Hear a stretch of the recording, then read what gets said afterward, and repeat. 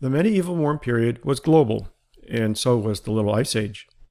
Climate alarmists fear the subject as it is kryptonite to the carbon dioxide control knob hoax. Why? Because it clearly shows the sun controls climate change. Here the alarmists give it their best. The medieval warm period was regional, not global. Medieval warm period wasn't global or even all that warm. And my favorite, study undercuts idea that medieval warm period was global. The last one, the one study which undercuts the global nature of the medieval warm period, contains a most telling statement as follows. Quote, I think the medieval warm period was built on many false premises. And there you have it, wishful thinking versus actual data. They could have more accurately said, I wish it was built on many false premises. The other studies are replete with subjective and contradictory statements. It's truly mind-boggling how far they'll go to erase the medieval warm period and Little Ice Age from history. The most compelling argument for the global nature of the medieval warm period and Little Ice Age is provided by the IPCC folks themselves. Imagine that. First, in 1990, the IPCC published this long-established, historically relevant temperature graph of the medieval warm period and Little Ice Age. Then, in 2001, the IPCC published Michael Mann's hockey stick temperature graph. It conveniently erased the global warm period and the Little Ice Age. It's a classic example of data manipulation designed to fit a theory or agenda. After it was published, thousands of scientists worldwide called foul, and yet the IPCC played dumb and looked the other way.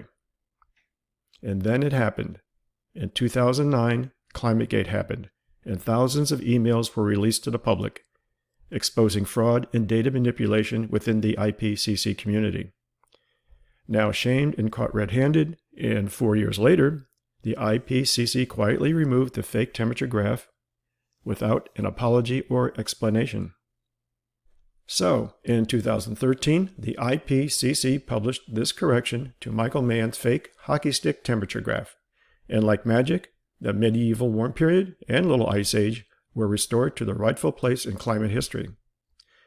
But just like the fake hockey stick graph, the IPCC says this new graph only represents the Northern Hemisphere temperature record.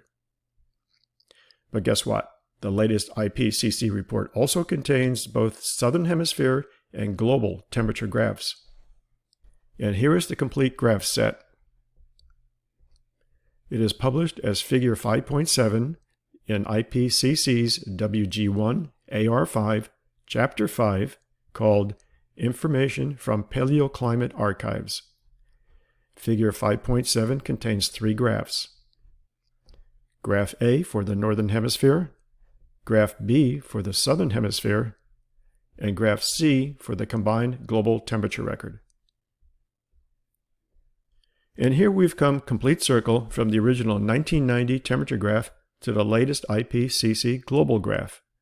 But more importantly, the IPCC had to reintroduce the medieval warm period and Little Ice Age as real global events because of increasing evidence from many worldwide independent studies. More about these studies in a future video.